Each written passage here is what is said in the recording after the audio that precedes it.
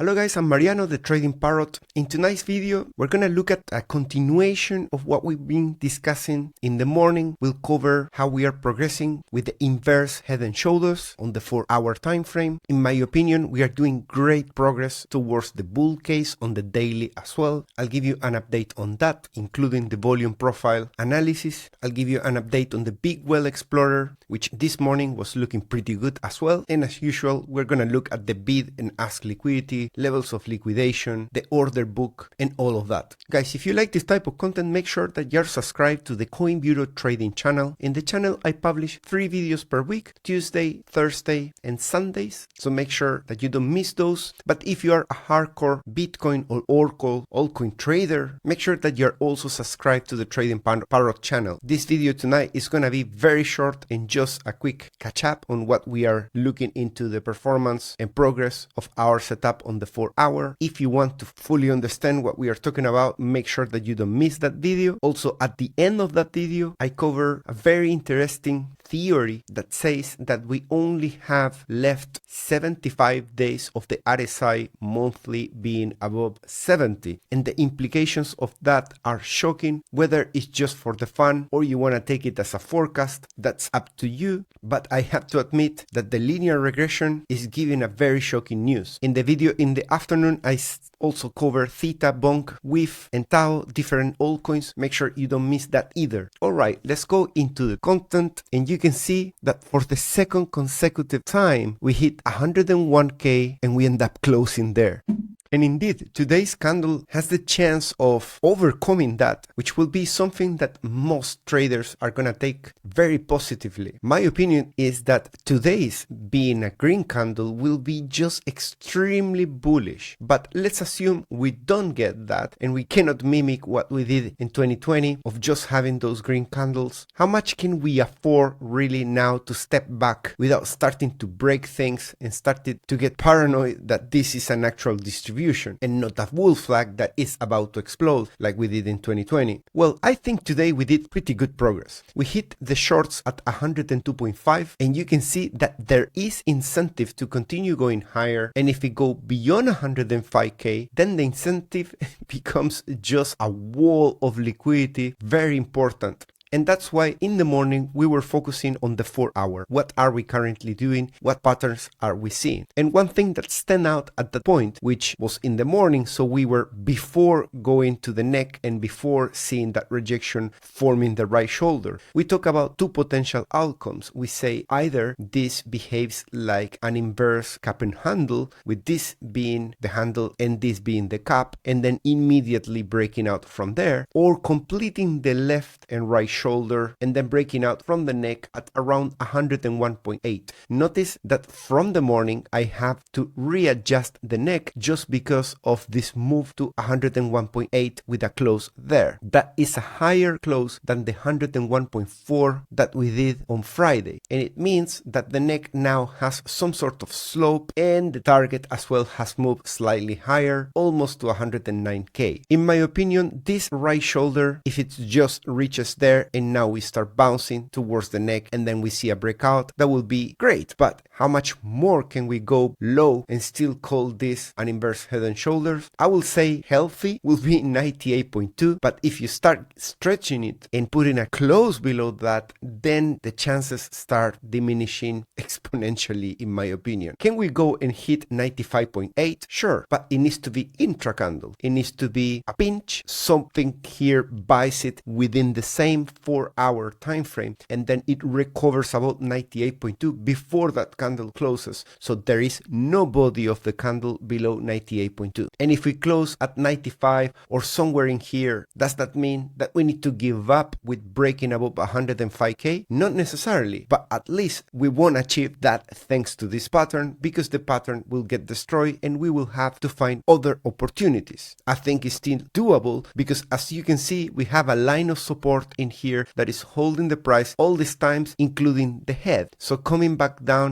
and pinching 95.9 destroys the head and shoulders inverse, but it could still become something bullish in my opinion. Looking at the RSI 4-hour, we can see that we have fulfilled what I was calling a retest. This level there was very low to call it a retest, and now we have done a deeper one after a higher high. So now RSI has a tougher task to achieve, which is to hit a higher high from this low, which is lower than this one. So we have lost a little bit of momentum, we have to admit it, but we haven't faken out below the white line. The top of the global target is 72 RSI, the support now is at 46, and the global support is at 37. So we can go back in here, remove Lux Algo, add the reverse, and update the targets. In this case, I only need to change this to 72. So as you can see, the white support from the RSI is at 98.2. The red one at the bottom, the global support is at 95.5, and the target is almost 106.7. That is the target of the top of the global resistance of the RSI coming from 12th of November. Can we go beyond that? Sure, but we need to produce a global breakout after that, and I suspect that 72 is going to be some resistance. There's also confluence with the percentile nearest rank that is calculated there, telling us that there is resistance at 72.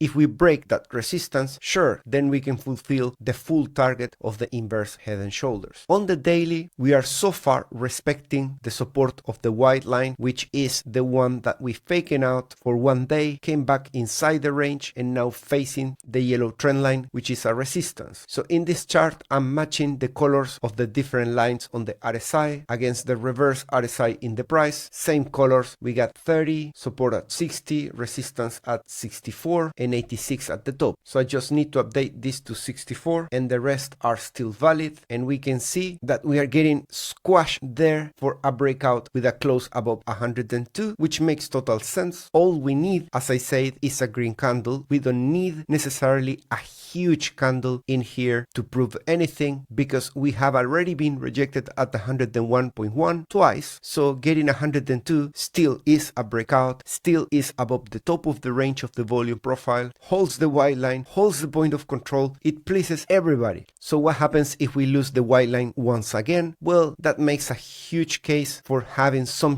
additional pain in this area. If you've been watching my channel, we've been talking that in 2020, around December, RSI lost this ascending channel, spent some time in here, maybe up until end of December, and the breakout was in this direction towards January instead of being in here. So if we did that, I wouldn't be surprised, because that's what we did in 2020. In here, we just pinch, faking out, come back inside, and now we are facing that resistance. If we break out above that resistance straight away, we are doing a new thing, and I'm happy to do it. But if we come back down here and we start doing it from there, well, that will make sense, because it's mimicking what we did last year too. And I'm guessing that you're thinking, okay, should I buy or should I sell?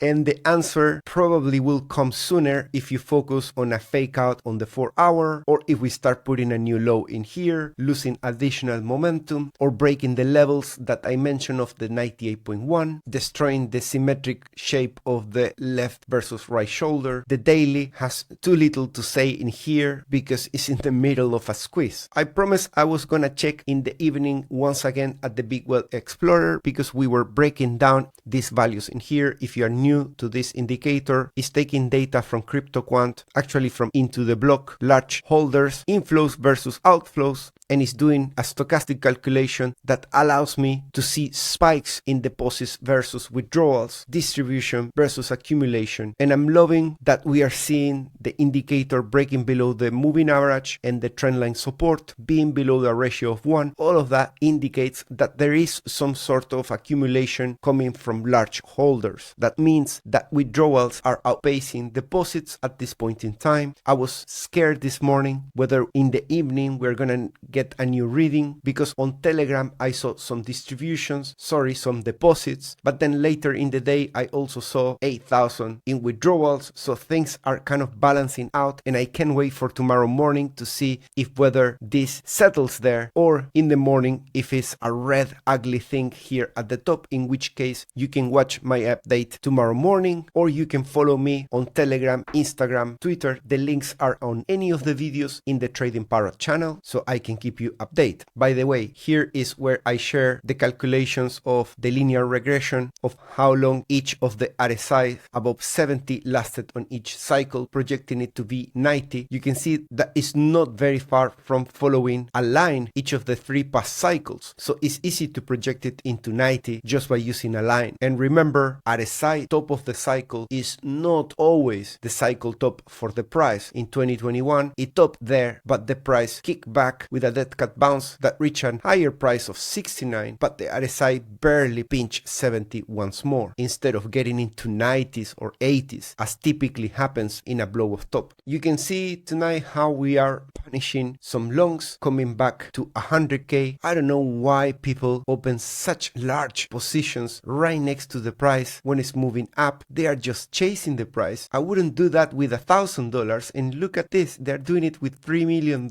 It's such a waste. You can see that in the short term, price has been just chasing liquidity. It's not always the case, but today was the case. I think it's not done with this red, but you never know. The liquidity on the longer term seems to be giving good hints that this area in here is very attractive. You can see now that it has reduced the liquidity there massively because it managed to take that. So as long as we hold these levels decently, we should be hitting what's next in there. This morning also we were talking about the bid and ask. Very quickly we took that the ask liquidity is reaching diminishing tops since the 21st of November, and you can pretty much put a line in here and know how much are they going to be able to short on each top. That wasn't the exception on the 11th of December where they were shorting, but we mentioned this morning, and I still have the drawings in here, that the shorts were stepping back very quickly, and I say that somewhere in here we should be going back into the light blue, and you can see that now the orders to buy are stepping in. Hopefully that bid liquidity is going to complete the right shoulder. At the moment though, we need to admit that still the longs are the ones at higher risk, although that has reduced to 250 from 360, but there's still some very attractive liquidation levels below the price. You can see how much they want to short 105 and 110 in the order book. The demand has been somewhere around 95, but it only really shines in the chart once the price gets very close. Before that, they are not wanting to expose that intention, and the same goes with 91k, that I assume if we go there, there will be quite big demand. This morning there was the 102k liquidation level. That was the most important one we noticed, and it has already been taken, putting 104.1 the next larger one, at least when it comes to prices above us. Below us there's definitely more at the moment, and the two tops are 93.4 and 89k. This morning we were monitoring these fair value gaps, and I'm gonna have to delete them because now they are gone. I say that hopefully if we come back for the fair value gap below, we just take half of the brown. I'm gonna do a little bit of time capsule here, going back in time. So that's Wednesday, and eventually we form this fair value gap at the top. That's the one we were talking about. That is yesterday. At this point we made the video and we were talking about this large fair value gap, which is an overlap of one from the 4 hour with one from the daily. And what I say is hopefully we just go halfway through in here to 99, but we have still one up until 97.7, and so far we have taken just half of it, but we never know if we are gonna take a little bit more in there before we even consider completing the inverse head and shoulder. I think in a nutshell, for those of you that enter at support RSI 36 earlier this week at prices around around 95k. If you are still in a trade in here, you're gonna have to decide whether you can tolerate up until 98.3 to close the long or touching this trend line, or if you're gonna stay strong in your trade, aiming for 72 or beyond that with the full target of their head and shoulders. So far there is no fake out. I see holding that Y line on the daily as something positive. Holding the top of the range above 100k will make me a lot happier, but definitely closing above 101, which is the highest closing daily candle price in history of Bitcoin, definitely will make me extremely happy. Those are daily closes. Of course, the maximum bullishness that you can ever hope for today close is to close above this week in here and put a new all-time high. That's definitely gonna turn the faces of everybody, and people are gonna start throwing money at Bitcoin. And these poor people here that are shorting Bitcoin are just gonna get smashed